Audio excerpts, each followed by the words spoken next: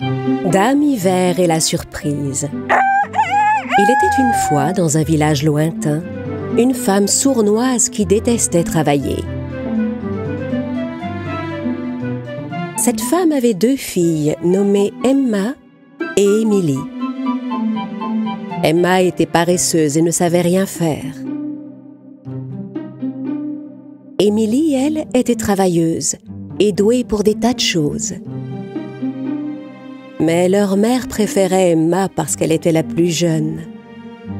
Et elle la traitait toujours comme un bébé. C'est pourquoi elle chargeait Émilie de toutes les tâches de la maison. « Émilie, dépêche-toi de finir le ménage, il faut que tu ailles vendre les broderies. » Comme sa mère et sa sœur étaient trop paresseuses, Émilie devait aller seule au marché tous les après-midi pour vendre ses broderies. Quand elle rentrait à la maison, sa mère ne cuisinait que pour Emma. Émilie, elle, devait se contenter des restes du repas. Un jour, Émilie sortit dans le jardin et alla s'installer près du puits pour faire une broderie. Son ouvrage à la main, elle commença à broder. Soudain, un coq sauta sur sa tête et se mit à chanter.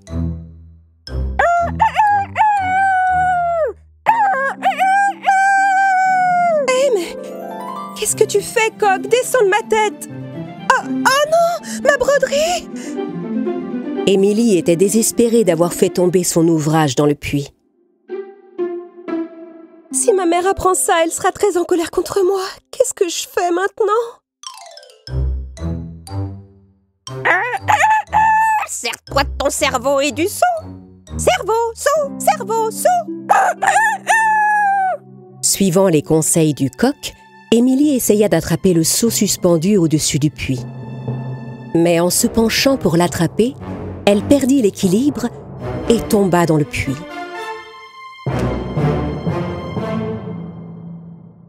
Quand Émilie rouvrit les yeux, elle se trouvait dans un jardin couvert de fleurs colorées. Quel endroit magnifique! Mais comment suis-je arrivée ici? Elle se releva et fit quelques pas et vit un lapin devant elle. « Tu peux m'aider s'il te plaît? Je n'arrive pas à sortir cette carotte. Oh. » Émilie s'approcha du lapin et sortit la carotte de terre sans difficulté. Oh, merci beaucoup. Le lapin s'en alla quand Émilie entendit quelqu'un appeler. « Hé, toi, tu veux bien m'apporter de l'eau? Sinon, je vais me dessécher et faner. » Voyant la pauvre Rose sur le point de se flétrir, Émilie courut à la fontaine la plus proche. Elle prit de l'eau dans le creux de ses mains et elle alla la verser au pied de la rose. La fleur retrouva sa fraîcheur et son délicieux parfum. « Merci beaucoup. Tu viens de me sauver la vie, jeune fille. » Émilie continua son chemin. Au bout d'un moment, elle arriva devant une maison. Devant la porte, une étrange femme qui ressemblait un peu à une sorcière la fixait des yeux. Émilie fut tellement effrayée par cette femme qu'elle s'enfuit aussitôt en courant. « Tu n'as pas à avoir peur de moi, mon enfant. Viens, j'ai quelque chose à te proposer. » Curieuse, Émilie retourna vers la femme. « Je suis Dame Hiver. Tout le monde m'apprécie ici. Si tu t'occupes bien de ma petite maison, tu peux rester ici tout le temps que tu veux. Tout ce que je te demande, c'est de couvrir mon lit de plumes sans faute chaque matin. Je ne sais pas comment rentrer chez moi de toute façon. Je peux rester avec vous quelque temps. » Émilie prit grand soin de la maison, comme Dame Hiver lui avait demandé. Chaque matin, sans se lasser, elle n'oubliait pas de couvrir de plumes le lit de la vieille femme. Dame Hiver aimait beaucoup Émilie et chaque soir, elle lui préparait un délicieux repas. C'est ainsi que les jours passèrent. Mais même si Émilie menait une vie heureuse, sa maison commençait à lui manquer. « Dame Hiver, je vous aime beaucoup, mais j'aimerais rentrer chez moi maintenant. » « Ma chère Émilie, je suis très heureuse que tu aies accepté de passer autant de temps auprès de moi. Bien sûr que tu peux rentrer chez toi si tu veux. Viens, je vais te montrer le chemin. »« Oh, merci pour tout, Dame Hiver. » Dame Hiver accompagna Émilie devant un grand portail doré. Au moment où Émilie franchit les portes, elle se retrouva vêtue de vêtements neufs et couverte d'or. C'est un cadeau pour te remercier de t'être gentiment occupée de moi. Et voici la broderie que tu avais laissée tomber dans le puits. Reprends-la. Oh, merci beaucoup, Dame Hiver. Vous êtes si bonne. Ensuite, Dame Hiver couvrit les yeux d'Émilie avec ses mains et elle lui demanda de compter jusqu'à 3. 1, 2 et 3. Quand Émilie rouvrit les yeux, elle était devant sa maison. Émilie est de retour et elle est couverte d'or. En voyant Émilie, sa mère et sa sœur Emma ne purent cacher leur surprise. « Ah, mais comment, où est-ce que tu as trouvé une robe aussi belle et tout cet or ?»« Emma, tais-toi un peu. Ma chère petite Émilie, j'étais tellement inquiète pour toi. Et si tu me racontais où tu as trouvé tous ces jolis bijoux ?»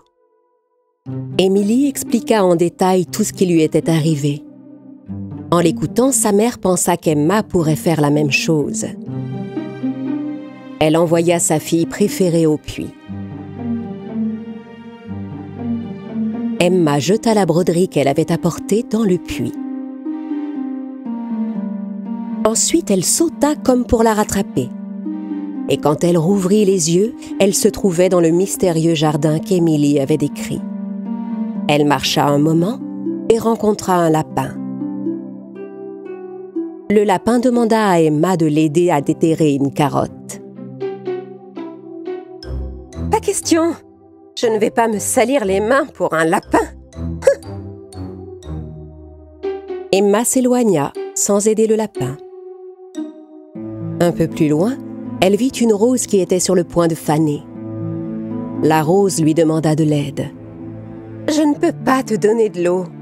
Avec toutes tes épines, je m'écorcherai les mains. » Emma s'en alla sans aider la rose. Elle arriva enfin devant la maison de Dame Hiver. « On m'a dit que vous cherchiez quelqu'un pour travailler chez vous. Je serais ravie que vous m'embauchiez. » Dame Hiver expliqua à Emma ce qu'elle devait faire dans la maison. « N'oublie pas, chaque matin, tu devras déposer des plumes sur mon lit. » Emma accepta toutes les consignes. Le premier jour, elle fit bien son travail et déposa soigneusement les plumes sur le lit. Mais les jours suivants, elle en faisait de moins en moins. La maison devenait de plus en plus sale et Emma ne déposait plus de plumes sur le lit de Dame Hiver. Dame Hiver était très fâchée de voir qu'Emma ne faisait pas ce qu'elle avait promis.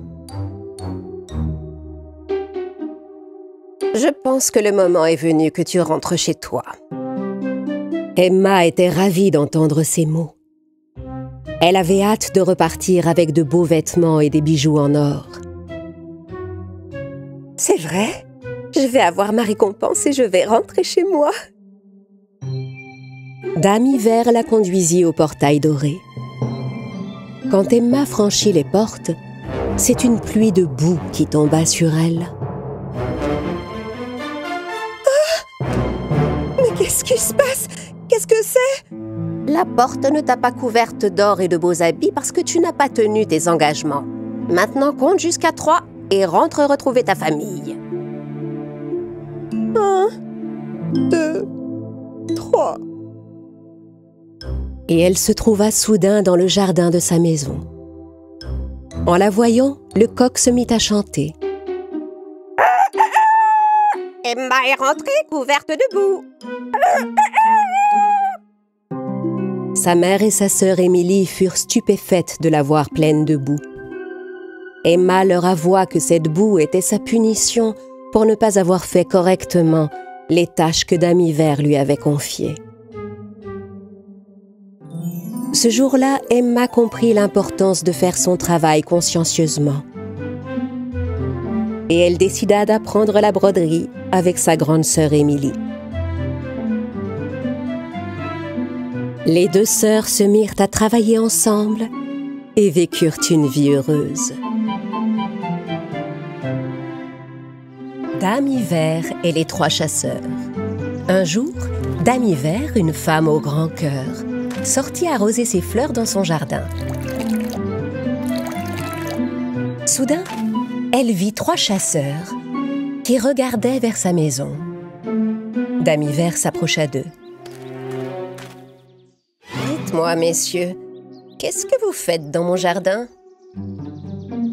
Ce jardin et cette maison sont sur nos terres de chasse. Vous devez évacuer les lieux immédiatement, c'est bien compris? On va démolir votre maison et construire un pavillon de chasse à la place. Oh! Mais comment est-ce possible?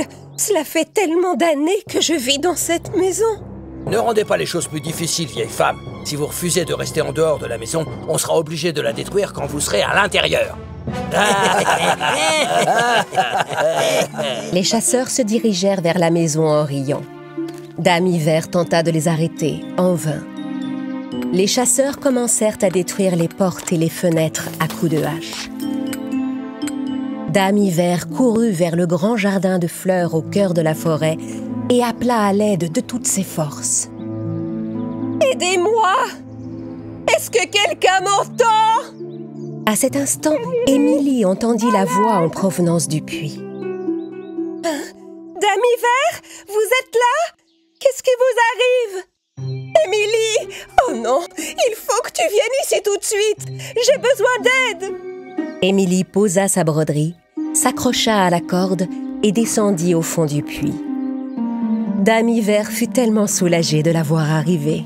« Tu es là! Tout à l'heure, 3 chasseurs sont arrivés chez moi et ont commencé à démolir ma maison. Ils veulent construire un pavillon de chasse. Oh! Mais vous vivez ici depuis tant d'années. Ils n'ont pas le droit de faire ça. Attendez. Oh, oui, j'ai une idée. Venez, on va sauver votre maison de ces chasseurs. » Tandis que les chasseurs détruisaient tout à l'intérieur de la maison, une ombre noire passa devant la fenêtre. Hé, vous avez vu ça? Oui, c'était quoi? Peut-être un ours. En voyant passer la même ombre une seconde fois, ils commencèrent à prendre peur. Hein? Il vient de repasser. C'est forcément un ours, j'en suis certain. Les chasseurs prirent leurs arcs et sortirent. Et ce n'est pas un ours qu'ils virent, mais une vieille sorcière. Ah, chasseurs, cette maison est pleine de fantômes et d'esprits malfaisants. Allez-vous-en d'ici tout de suite, dépêchez-vous. Les chasseurs ne reconnurent pas Dame Hiver déguisée en sorcière. Les fantômes, ça n'existe pas. Arrête tes histoires, sorcière. Si vous ne me croyez pas et que vous restez là, un désastre va bientôt s'abattre sur vous. Croyez-moi, je suis la plus vieille sorcière de cette forêt. Dame Hiver avait beau dire, elle ne parvint pas à convaincre les chasseurs. Ils retournèrent dans la maison pour la démolir. Dame Hiver raconta à Émilie qu'elle n'avait pas réussi à faire fuir les chasseurs. Alors Émilie eut une nouvelle idée. Un bruit effrayant retentit soudain dans la maison où les 3 vilains chasseurs cassaient tous les objets un à un. Ouh, ouh. Je suis l'âme de cette maison. Je suis venu pour vous hanter et vous serez maudits pour toujours. Les chasseurs furent terrifiés par ces cris. Tandis qu'ils regardaient tout autour d'eux, le vase qui était sur la table tomba tout à coup. Hein? Qui a fait tomber ce vase? Tu as dû le renverser. Mais non, je l'ai pas touché. C'est toi? Non, t'as dû cogner la table. Et puis arrête de pousser ces cris pour nous faire peur. Mais c'est pas moi qui ai crié. Mais enfin, qu'est-ce que tu racontes? C'est pas nous. Pendant que les chasseurs se disputaient, les livres se mirent à tomber tout seuls de leur étagère. Terrorisés, les chasseurs s'enfuirent de la maison en courant. Émilie sortit de la cachette où elle s'était mise et les regarda s'éloigner en riant. Car c'était elle qui avait effrayé les chasseurs en changeant sa voix et en tirant sur les objets avec un fil transparent. Écoutez, cette sorcière nous a embrouillé les idées. Retournons à notre travail. Quand les chasseurs entrèrent à nouveau, ils virent un fantôme avec des grands yeux noirs qui se dressait devant eux. Les chasseurs s'enfuirent à nouveau de la maison à toute vitesse pour ne plus jamais revenir. Cette fois, ce qu'ils avaient pris pour un fantôme, c'était Dame Vert. Les chasseurs coururent si vite qu'ils finirent par perdre leur chemin.